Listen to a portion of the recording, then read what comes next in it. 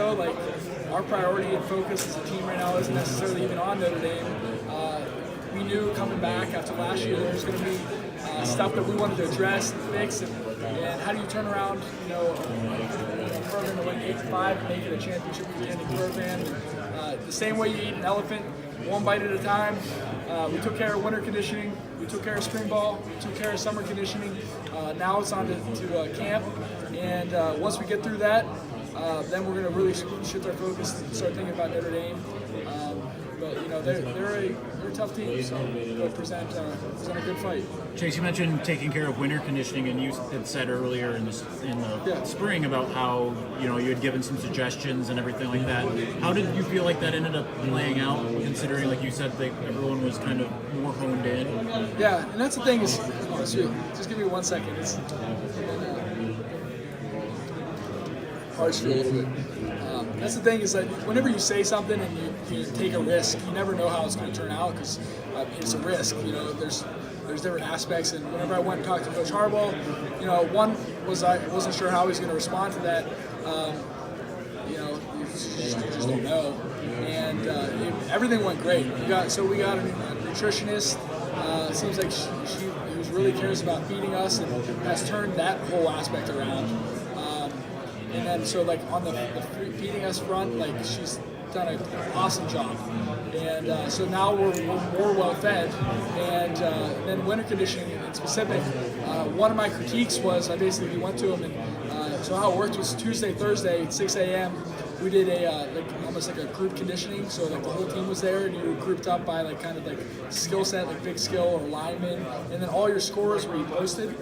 And it was so people were competing to compete, and like when it came down to like Monday, Wednesday, Friday, like if you had a squat on a Monday, like who wants to squat on a Monday when you're about to compete and do all that stuff? So it seemed like there was a lot of sandbagging going on, and people were competing just to compete, not necessarily using competition as a means to winning on a football field. And so I tried to stress that to Coach Harbaugh, and I felt like this year we did similar stuff, but it was for a shorter period of time, and the competition that we did wasn't posted, but like it was still a competition, and I felt like it was more as a means to being better on the football field, which I think is the biggest difference.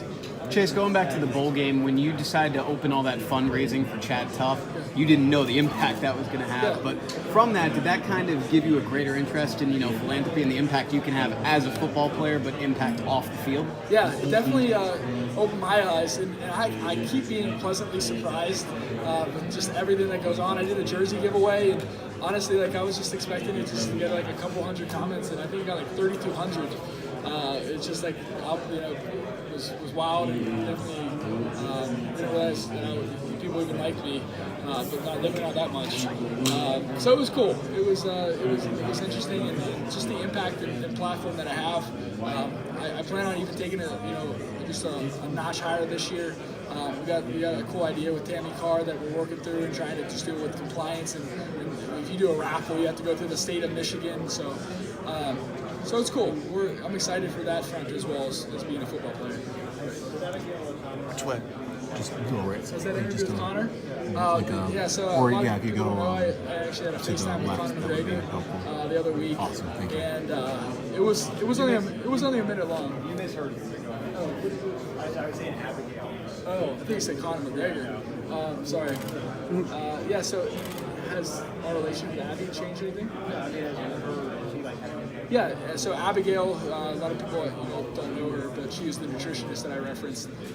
It definitely has had an impact on our program in the sense that like not only are we getting working in supplemental meals, snacks and stuff to different places like Chipotle salads up and incorporating more meals for the players. But I feel like she's taken into just all our opinions and our voices, and it feels like we gotta, it's like the players have a sword in the fight, and like having a say into what kind of food they're getting, and it's refreshing, and it's important to us as a team. So you FaceTime with Conor McGregor? That's what I thought you said. Yeah, so I FaceTime with Conor McGregor, and it was only a minute long, but it was just a cool really cool experience because I know you guys who've been following me like locally just have always been a big fan, like huge admirer of just his work and how he approaches things. And yeah, it was special. It was 1 minute conversation. It was quick, but we said a lot. Like, we both speak pretty fast.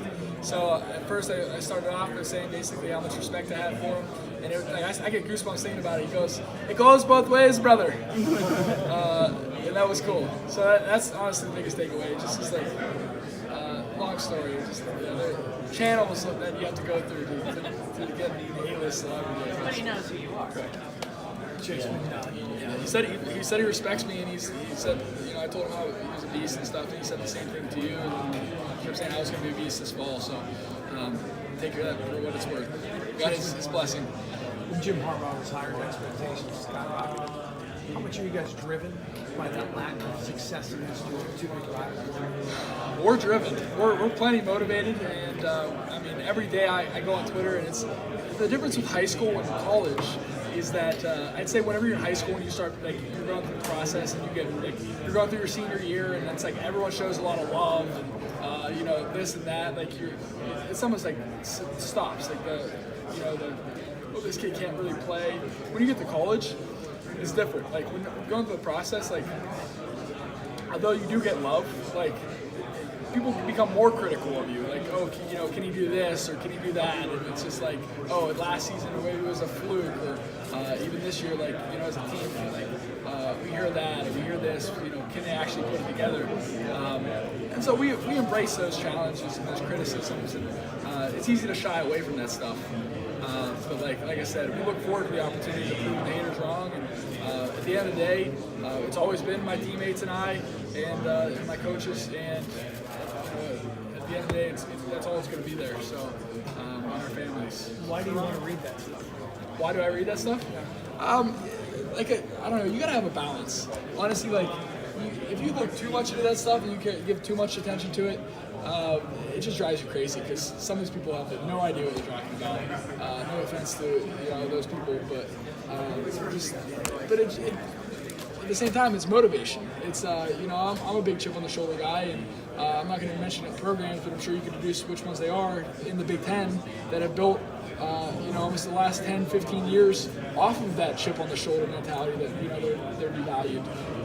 So it's all just about harnessing whatever energy you can, and just so you can maintain that